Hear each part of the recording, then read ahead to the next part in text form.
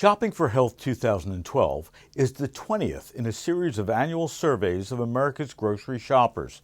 It's sponsored by Rodale, Prevention, Men's Health and Women's Health magazines, and the Food Marketing Institute. This national survey examines shoppers' interests and attitudes regarding health and nutrition, consumers' efforts to manage their health, and the ways in which health and nutritional concerns play out in purchase decisions at the grocery store. Last week, the FMI held a webinar to share the findings. The objectives of the 2012 study: to measure and to track the extent to which primary shoppers are attempting to maintain good personal health, to measure and track the healthfulness of shoppers' diets and what's driving the move towards health maintenance in stores, to measure and track shoppers' various attitudes and activities around planning meals for both family and children, and to measure and track organics' influence on a household's primary shopper, and to profile shoppers who consider their food intake successful and are satisfied with their health and weight, and, most importantly, to take a closer look at male shoppers and their efforts in the area of health and wellness. To understand how people try to achieve healthy eating in terms of avoiding, substituting, or limiting, what they found was that shoppers are paying more attention to nutrition. I want to quote from the survey.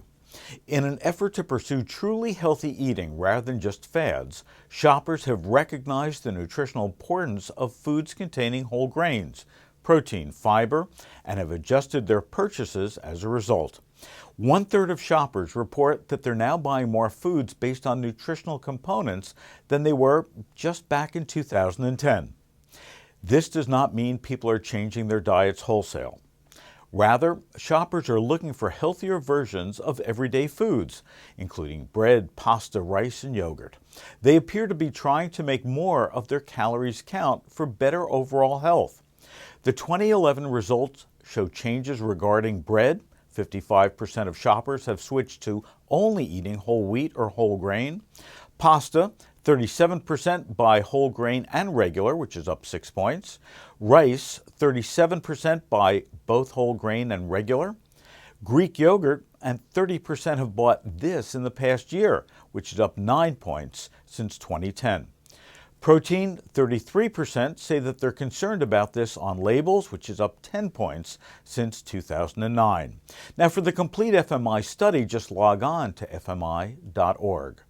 The role of gourmet foods in 2012, when we return. ConAgra Foods. With brands like these, we can't help but smile. ConAgra Foods. Food you love. Specialty foods own a special place in post-recession U.S. households. These cheeses, coffees, meats, and snacks may cost more per pound, but many families still manage ways to fit them into their budget. Growth data supports the role of specialty foods in the nation's psyche. Specialty foods are attainable tools for families to have a taste of the good life, even if day-to-day isn't as delightful as it used to be.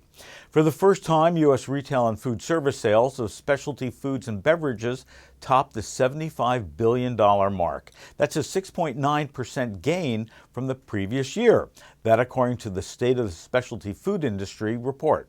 In fact, these days, specialty foods accounts for 13.7% of all retail food sales. Retail presentation is the key to success in these categories, since impulse drives more than 40% of consumers to buy specialty foods. The top two drivers for buying specialty are taste and recommendations from family and friends, while the top two reasons to buy are everyday meals at home and to treat themselves. 41% of specialty food manufacturers reported a 20% plus gain in 2011. The Lempert Report uploads right here 3 times a week with the information you need to stay ahead of the trends. For more, just visit thelempertreport.com.